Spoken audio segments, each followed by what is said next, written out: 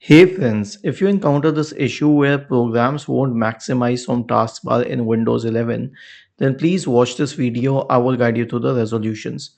So the first solution is to restart the File Explorer process. And how would you do that? Search for Task Manager in the Windows search bar and open Task Manager.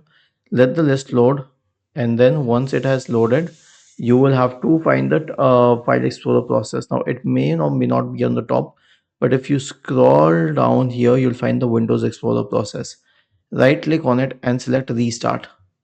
The next solution is to install all Windows updates, each and every one of them. Right click on the Start button and select Settings from the menu.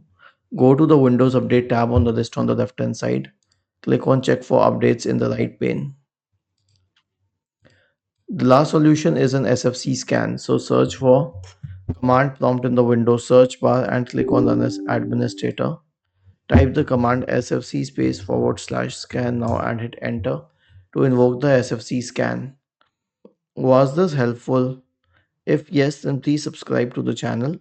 If not, then let us know in the comment section of the video on how we could help you further. Thank you for watching this video and have a nice day.